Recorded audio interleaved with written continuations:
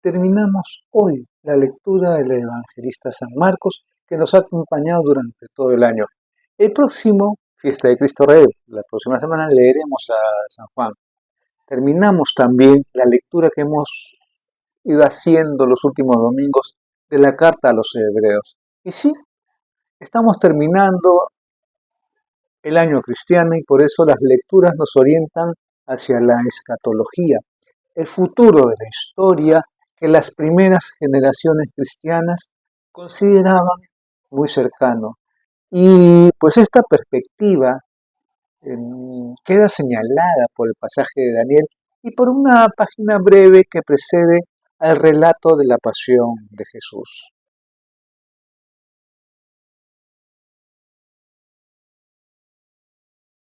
Antes de escuchar la lectura del profeta Daniel, te tengo que mencionar que toda la historia del mundo es una lucha. No hay que dudar eso. Al lado de los justos toman parte las fuerzas celestes. Dios está con ellos frente a los grandes poderes de la tierra. Toda esta lucha es un misterio oculto a los ojos sin fe. Eso sí te lo tengo que decir, que solo al final de los tiempos será descubierta. También tengo que decirte que en la época del profeta Daniel, Antíoco IV era el enemigo de Dios. Los justos sufren pues la persecución y en medio de este dolor surge un grito de esperanza. Dios está con ellos, pero la vida del hombre tiene hambre de eternidad y detrás de la muerte del justo se descubre la tragedia de unas vidas que terminan en su lucha por la vida. Los que duermen en el polvo, aquellos que lo dieron todo por el reino, no fueron derrotados, viven. La muerte es un sueño abierto a un despertar, como lo dice el Salmo 22. Pero el despertar no es idéntico para los mártires y los opresores. Puedes leer al profeta Isaías en su capítulo 4, versículo 3 o Malaquías 3:16. Este reino que está más allá de la muerte es un don total de sí mismo, es diferente a los reinos de la tierra y la vida de los santos es una vida transfigurada. Lo que triunfa, ¿sabes qué? Es el amor y la esperanza más allá de toda prueba. Dios puede convertir el polvo, nuestro pobre polvo, en estrellas que eternamente brillarán. El amor exige eternidad. La sangre de los mártires en esta época cercana a Cristo nos abrió la luz de la esperanza en una vida eterna. Los sabios, según Dios, son los que por sus enseñanzas y vida han empujado a los hombres, sus hermanos, por el camino de la virtud. Por su unión con Dios, fuente de toda vida, han sido vida para sus hermanos. Puedes leer Ezequiel capítulo 3, Isaías 65, por ejemplo. Vamos a escuchar la lectura del profeta Daniel. Lectura de la profecía de Daniel. Por aquel tiempo se levantará Miguel, el arcángel que se ocupa de tu pueblo. Serán tiempos difíciles, como no los ha habido, desde que hubo naciones hasta ahora. Entonces se salvará tu pueblo, todos los inscritos en el libro. Muchos de los que duermen en el polvo despertarán, unos para la vida eterna, otros para ignominia perpetua. Los sabios brillarán como el fulgor del firmamento, y los que enseñaron a muchos la justicia, como las estrellas, para toda la eternidad. Palabra de Dios. Este libro de autor desconocido fue escrito en el siglo II a.C., siendo rey de Siria Antíoco Epífanes, que hizo todo lo posible para helenizar, o sea, paganizar a los israelitas. Precisamente el libro quiere animar a sus lectores a que sigan siendo fieles a su tradición religiosa en medio de este periodo de tanta dificultad.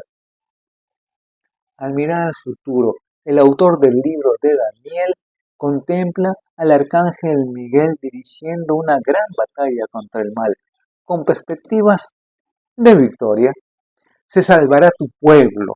Los que duermen en el polvo despertarán, dice, y los sabios brillarán como como el fulgor del firmamento. Y en el salmo que vamos a escuchar en las misas, también se siente ese optimismo y confianza en Dios, porque dice, con Él a mi derecha no vacilaré, mi carne descansa serena, porque no me entregará a la muerte. Otro verso que dice, me saciarás de gozo en tu presencia.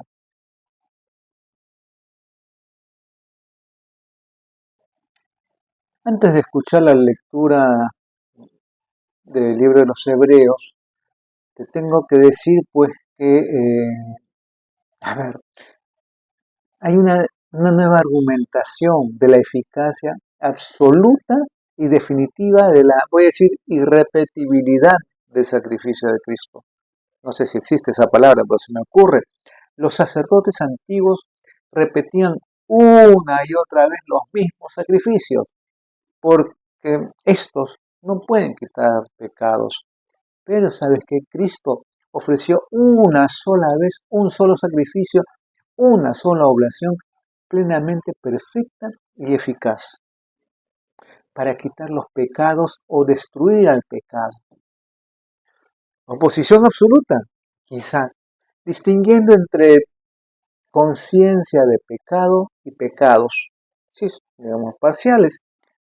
De repente había que interpretar que aquellos sacrificios solo lograban una purificación parcial de pecados y solo el de Cristo ha logrado una purificación total. Sí, una purificación total del pecado. Esa única oblación de Cristo ha logrado la perfección. En otras palabras, ha purificado del pecado. Y es así. Y el efecto continúa subrayado por el para siempre. A los que están siendo santificados en presente, iban recibiendo la purificación. Y efectivamente así es. La difícil inteligencia de la contraposición de estos tiempos verbales de repente depende de la su vez misteriosa compaginación entre la eternidad, que estamos hablando de una totalidad simultánea, y el tiempo humano, que como sabemos es imperfecto, progresivo, no acabado, pues la obra de Cristo se considera en su plenitud eterna en el santuario del cielo. Por eso, citando una vez más al Salmo 109 en su versículo 1, Cristo está ahora sentado para siempre a la diestra de Dios, esperando la sumisión o destrucción de sus enemigos. Aquí sobre todo los pecados de los santificados, ya que el texto tiene un paralelo de una vuelta gloriosa eliminando el pecado. Y por eso esa oblación es infinitamente válida y no cabe repetirse, aunque aún despliega una eficacia que es misteriosamente progresiva mientras haya tiempo y hombres que santificar, por supuesto. Así pues, así de esa manera, es posible la exhortación para mantenerse en la fe y evitar la apostasía, aún posible. Escucha la lectora. Lectura de la carta a los Hebreos. Cualquier otro sacerdote ejerce su ministerio, diariamente, ofreciendo muchas veces los mismos sacrificios, porque de ningún modo pueden borrar los pecados. Pero Cristo ofreció por los pecados, para siempre jamás, un solo sacrificio, está sentado a la derecha de Dios y espera el tiempo que falta hasta que sus enemigos sean puestos como estrado de sus pies. Con una sola ofrenda ha perfeccionado para siempre a los que van siendo consagrados. Donde hay perdón, no hay ofrenda por los pecados. Palabra de Dios. En la última página que leemos de la carta a los Hebreos, concluye su autor la reflexión que ha ido desarrollando sobre el sacerdocio y el sacrificio de Cristo.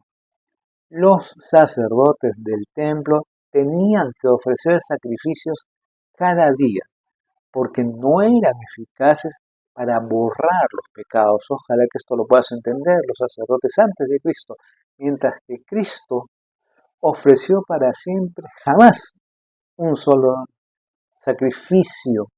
Él sí que con una sola ofrenda ha perfeccionado para siempre a los que van siendo consagrados. Antes de escuchar la lectura del Evangelio de San Marcos, pues si te das cuenta en este discurso que vas a escuchar se describe con expresiones de género apocalíptico la situación en que queda la comunidad cristiana después de la pasión, muerte y resurrección de Cristo. Es una comunidad de elegidos, de salvados.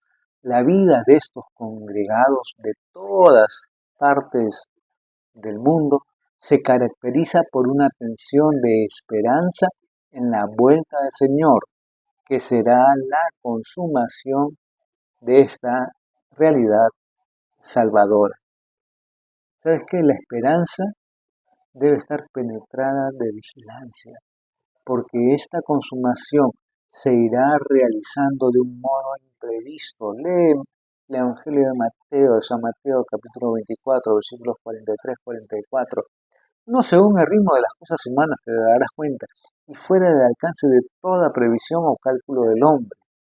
Realmente es así, y aún del Hijo, por ser parte integrante de su misión, el tiempo o ritmo de tal consumación. Esta vigilancia impone vivir alejados del pecado y realizar obras buenas, por favor. La consumación o vuelta del Señor se da para cada uno a la hora de su muerte. Consumación, estamos hablando entonces de su temporalidad. Vamos a escuchar el Evangelio de San Marcos. Lectura del Santo Evangelio según San Marcos. En aquel tiempo, dijo Jesús a sus discípulos: en aquellos días, después de esa gran angustia, el sol se hará tinieblas, la luna no hará su resplandor, las estrellas caerán del cielo, los astros se tambalearán. Entonces verán venir al Hijo del Hombre sobre las nubes con gran poder y majestad. Enviará a los ángeles para reunir a sus elegidos de los cuatro vientos, de horizonte a horizonte. Aprendan de esta parábola de la higuera. Cuando las ramas se ponen tiernas y brotan las yemas, deducen que el verano está cerca, pues cuando vean suceder esto, sepan que él está cerca, a la puerta. Les aseguro que no pasará esta generación antes que todo se cumpla. El cielo y la tierra pasarán, mis palabras no pasarán, aunque el día y la hora nadie lo sabe, ni los ángeles del cielo ni el Hijo, solo el Padre. Palabra del Señor. El capítulo 13 de San Marcos, previo lógicamente al 14, donde relata la muerte y resurrección de Cristo, es todo escatológico. Anuncia la destrucción de Jerusalén y el final de los tiempos. En esta oportunidad, en este domingo, leemos un breve pasaje de este discurso escatológico, el más largo que San Marcos pone en boca de Jesús, donde habla de los efectos cósmicos que se notarán en el sol, la luna y los astros. Pero entonces verán al Hijo del Hombre, dice, sobre las nubes con gran poder y majestad, y sucederá la convocatoria general ante él. Mira que con la parábola de la higuera, que empieza a echar brotes, les asegura Jesús que no pasará esta generación antes que todo se cumpla, porque pase lo que pase en el cosmos, mis palabras, dicen, no pasarán.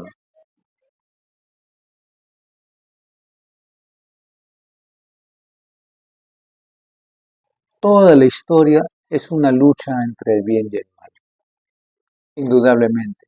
Nuestra vida personal también. Las lecturas de este domingo 33 del tiempo ordinario ciclo B nos aseguran que triunfará el bien. Si has escuchado, el libro de Daniel sitúa sus relatos y visiones como sucedidos varios siglos antes, en tiempos del rey Nabucodonosor, pero los escribe en tiempos del impío rey Antíoco Epífanes, el que más persiguió la fe del pueblo de Israel en tiempos de los macabeos. Eso puedes leerlo en el siglo II a.C., 200 años antes de Cristo. Su autor quiere infundir ánimos a sus lectores para que permanezcan fieles a su fe. Presenta al arcángel Miguel, quien como Dios dice, y bajo su guía se salvará tu pueblo, y los que han sido fieles y han enseñado la justicia, dice, brillarán como el fulgor del firmamento por toda la eternidad. También en el Apocalipsis, el libro más guerrero, vamos a decir así, de la Biblia, aparece el arcángel Miguel como líder de los que luchan contra, contra, el contra el maligno. Es un mensaje entonces de victoria que nos va bien a todos, nos va bien a todos, como también el mensaje del Salmo. Tengo siempre presente al Señor, con Él a mi derecha, dice, no vacilaré. La carta de los Hebreos nos pone como modelo y motivo la confianza al mismo Jesús. Él ha vencido al pecado de una vez por todas con su sacrificio en la cruz. Él es el Cordero de Dios, dice, que quita el pecado del mundo, eso lo sabes muy bien, como se nos dice pues al invitarnos a la comunión. Nosotros seguimos luchando contra el pecado, pero Él ya ha vencido el mal. Después de ofrecerse en sacrificio por todos, está sentado a la derecha de Dios y espera hasta que sus enemigos sean puestos como estrado de sus pies. Sí, ciertamente, en nuestra vida personal, como en la historia del mundo, como tú podrás saber, habrá momentos de gran angustia. Como anuncia Jesús, y no siempre el sol nos alumbrará, pero la perspectiva será siempre la persona del Hijo del Hombre que aparece en la historia con gran poder, dice, y majestad. Esta es la gran alegría y la buena noticia pues que resuena incluso en este discurso escatológico de San Marcos, lo cual debe dar a nuestra visión de las cosas y de la historia un tono más optimista y esperanzador. Por seca que parezca pues nuestra higuera, como la que simbolizaba al pueblo de Israel, llegará el momento en que las ramas se le ponen tiernas y brotan las yemas. Ciertamente que resulta impresionante el lenguaje con el que Jesús en el pasaje de este domingo y en otros paralelos describe el final de la historia. Es un lenguaje tomado del género literario apocalíptico y escatológico, con el que tanto los profetas del Antiguo Testamento como en general la literatura rabínica de la época describen el futuro y la llegada del día del Señor. A este lenguaje pertenece la descripción de fenómenos cósmicos, esta vez el Sol y la Luna y las estrellas que pierden su cualidad principal, la luz, que es lo que también cuenta en primer lugar el Génesis como efecto del primer día de la creación del mundo. Es un lenguaje que imitan espectacularmente ciertas películas catastróficas o catastrofistas, también como se le puede decir. Esta descripción en labio de Jesús no quiere ser angustioso, sino precisamente lo contrario, esperanzador, porque inmediatamente dice que veremos venir al Hijo del Hombre sobre las nubes, símbolo de la divinidad, con gran poder y majestad, y Él viene a salvar. Ahora bien, lo que preocupaba a sus oyentes era sobre todo ¿Cuándo sucederá esto? Todo eso, ¿cuándo va a suceder? La respuesta de Jesús en la versión de San Marcos es misteriosa y un tanto enigmática. Por una parte, con la parábola o comparación de la higuera, que cuando sus ramas se ponen tiernas y brotan sus yemas, anuncian el verano. Dice que no pasará esta generación antes que todo se cumpla, pero en el anuncio que hacía, aunque no lo hemos leído completo, estaba incluida también la destrucción de Jerusalén, que en efecto sucedió en el año 70 por Vespasiano y Tito. ¿Se refiere entonces ese todo, a ese final de Jerusalén, o también a su parucía o venida gloriosa como juez de la humanidad? Las primeras generaciones se ven que tenían la convicción de que esta venida era inminente. Pero por otra parte, el mismo Jesús dice que el día y la hora nadie lo sabe, solo lo sabe ¿quién? El Padre. Sea cual sea la interpretación que hay que dar a este anuncio de proximidad del final, lo que sí es seguro, lo que se añade a continuación, el cielo y la tierra pasarán, pero mis palabras no pasarán. Como proclamamos, date cuenta en el credo, desde allí ha de venir a juzgar a los vivos y a los muertos. Es bueno que miremos al futuro, que nuestra vida esté orientada hacia nuestro encuentro con ese Jesús que es Salvador y será también nuestro juez. Nuestra vida es como una peregrinación, ¿sabes? El que peregrina tiene siempre en cuenta no solo por dónde va, sino también a dónde se dirige, cuál es la meta de su viaje.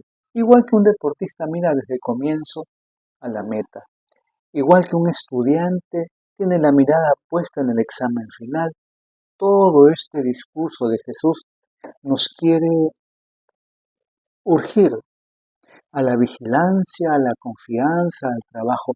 No pretende tanto describir el futuro, sino darnos consignas serias para el presente. El versículo inmediatamente anterior al pasaje de lo que se lee este domingo nos invita precisamente a la vigilancia.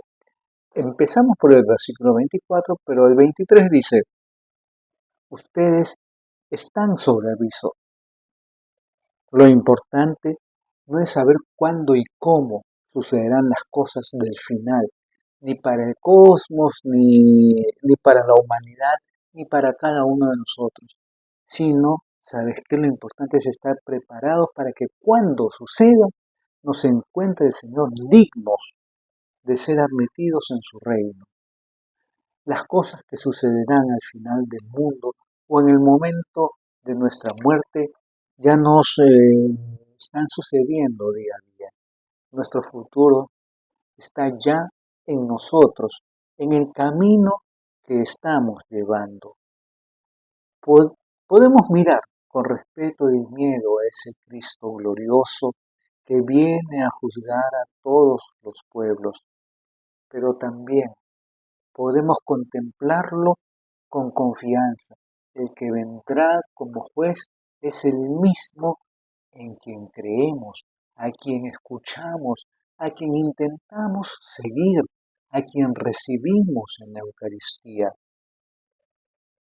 Estas lecturas no quieren llenarnos de angustia, sino que nos están anunciando la victoria y la salvación. Eso sí, invitándonos a la vigilancia y a la serenidad de nuestro camino, para que estemos siempre preparados al encuentro con Él, sea cuando sea. O sea, si lo has entendido, ¿m? Hay que estar preparado. O sea, mira todo lo que te pide el Señor. Por ejemplo, cuando celebramos la Eucaristía, se nos va educando a tener esta mirada hacia el futuro. El sacerdote dice que la comunidad eclesial es peregrina en la tierra y le pide a Dios, en nombre de todos, que nos libre de todo mal mientras esperamos la gloriosa venida de nuestro Salvador Jesucristo. La comunidad inmediatamente después de estas palabras de la consagración, aclama a Cristo diciendo que anunciamos su muerte y proclamamos su resurrección. Esa es la mirada hacia el ayer de la Pascua y añadimos, ven Señor Jesús, que es nuestra mirada al futuro. Exactamente lo que decía San Pablo a los Corintios. Cada vez que comen este pan y beben este cáliz, proclaman la muerte del Señor hasta que venga. Primera carta a los Corintios, capítulo 11, versículo 26. O sea, no es el temor, sino el prepararte. ¿Y qué significa prepararte? Pues comportarte como debes hacerlo y serlo un cristiano.